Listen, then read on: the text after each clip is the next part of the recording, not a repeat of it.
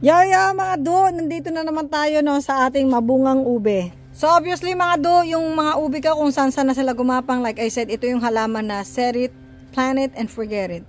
Umaasa lang siya sa ulan, no. Normally naman talaga nakatanim lang to sa mga bundok. Karamihan nagtatanim to yung mga ita talaga sa Pilipinas, yung mga indigenous people natin.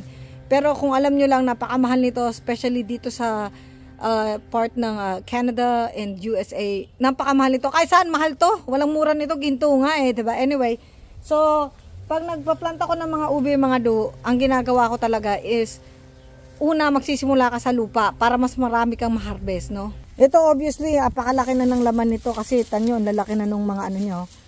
Ito yung na-harvest ko ng mga do sa isang ano lang to paso. Grabe, ang laki Sobrang laki. Pero mas lalong malaki yung ube kung nakalagay sa lupa. Nga lang, ang hirap niyang kalkalin pag nasa lupa kasi talagang sasakit ang likod mo bago kumumpa. Mahukay yung ube. Kaya gusto ko nasa paso siya para itatawag ko na lang yung paso, makikita ko na yung ube. Pero kung nasa lupa yan, kakalkalin mo talaga ng bongga yan. Ito na yung pinag-harvestan natin ng ube, no. Papakita ko lang sa inyo mga guys, no. Na-harvest ko na. Yun yung kasama yun guys. Ito yung iba nating natirang ube dito. Kasama ho yun yung kanina pinakita ko. Pero tignan nyo naman yung side ng ube, no. Yung na-harvest. Tignan nyo. Yung ugat niyan kasi talaga, apakatibay nung ugat niya. Tingnan nyo, yung buong timba, ayan pinalibutan niya yung buong timba. As in, ganito na siya.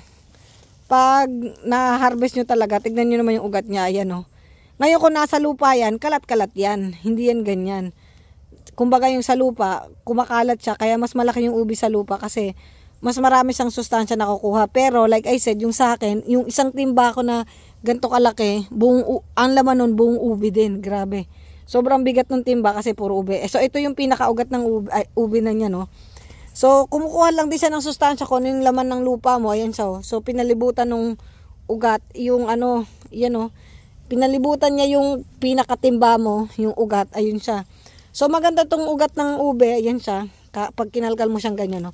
Maganda yung ugat niya, pinaka pangilalim mo sa, halimbawa, maggagawa ka ng panibagong paso. Ito na siya, gupitin mo na lang yung sa gilid, ito na siya, halimbawa, nagupit mo na, ganito na itsura niya. Yan, panglagay mo sa ilalim ng paso. For example, ito, bagong paso. Bago mo lagyan ng lupa, lagay mo muna to para pampasustansya na rin. But anyway, gagawa tayo ng bagong lupa ng ube. So, ito yung pinaglupaan ko ng ube. Kung meron kayo ibang halaman, katulad itong timba na to, ang nakatanim dito dati, kale. Mas maganda ito yung gagamitin nyo. Hindi na yung pinagtanggalan mo ng ube. Kasi para magbago yung lasa niya o kaya magbago yung nutrient niya sa lupa. Kasi pag paulit-ulit din yung lalagay mo sa nutrient niya, hindi masyadong lalaki yung ube mo mga do. Kumbaga, kailangan nagpapalit kayo ng crops every year. But anyway, kung wala naman kayo ibang choice, eto, kumuha tayo nung pinakamabuhaghag mong lupa, yung mga nabibili-bili nyo ba sa sa supermarket. Actually, di ko naman suggested yun kasi para mga 3 months lang, lumalaki yung halaman doon. Kailangan ihalo mo yan sa lupa nito. Ito. So, ito yung lupa ng pinagtanggalan natin sa ube. Ito siya, no, diba? Ayan siya.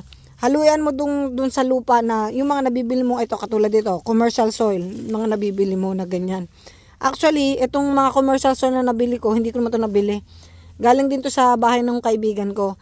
So, ayan lang siya. Halu-haluin mo siya dyan. Tapos, para manibago yung yung bago niyang lupa. At the same time, ito, yung galing dun sa mga Starbucks, yung mga coffee shop, ito puro coffee ground to mga do. Ayan yung pinagkapihan, ayan siya. Halo mo rin dyan yan siya. Para yung kape, ayan siya yung coffee grounds.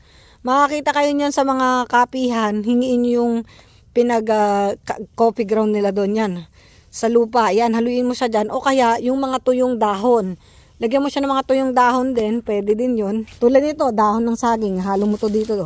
Maganda tong dahon ng saging kasi masustansya sa saging. Maganda ito pag ginawa mong compost. Fall season na, ayan, ang daming mga dahon na nalaglag dito. Ayan, ihalo mo siya dun sa lupang ginagawa mo. Ayan siya. Kasi pang prepare mo nga sa lupa for the next spring. December pa lang ngayon, yung ube hindi yan tutubo kasi lalamig pa. Tutubo yan mga bandang April or May. So, ayan siya. Haluin mo lang din dito yan sa lupa mo, basic mong lupa, ayan na siya. Tapos, yan ang ilalagay mo dun sa pinaka lupa mo ng pang-ube. Kasi over 3 months, matutunaw din itong mga to. Magiging siyang compost. Actually, yung ganyang halo mga do, ito yung lupa, ito yung dahon, mga sanga-sanga ng kung ano-anong kahoy. Ito na siya guys, ito na yung mga pinaggawan ko ng ganyan, halo-halo na yan, no? ilalagay natin doon sa bago nating pot ng ube. So meron na ako ng ready paso dito, yung paso ng dati nating ube, no.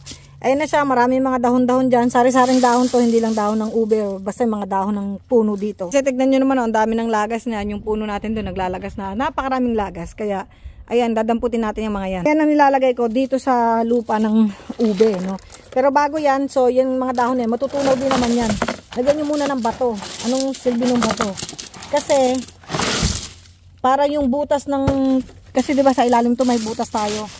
Para pag nagdilig kayo dito o kaya naulanan siya kasi malakas yung sprinkler ko dito, mas mabilis bumaba yung tubig. Kasi kapag nababad yung ubi sa tubig, mabubulok yung ubi nyo, hindi yan magbubunga ng marami. Ang gusto ng ube, yung lupa, hindi basa, yung medyo tuyo. Tapos ito na yung lupang halo-halo mo, mix-mix. Bago mo ilagay dito, yan, mga ganyan, yan. So actually, pag naglagay ka nyan, pwede mo namang lagyan siya ng, example, ayan, halo-halo na kasi. Pwede mo namang lagyan ng tuyong dahon, tapos lupa ulit, tuyong dahon, lupa ulit. Yan. Ganyan yung pasimula natin. Pag, ang sikreto ng ube nasa lupa. Pag pangit yung lupa mo, huwag kang umasa magkakaroon ka ng maraming laman ng ube. Kailangan maganda talaga yung lupa.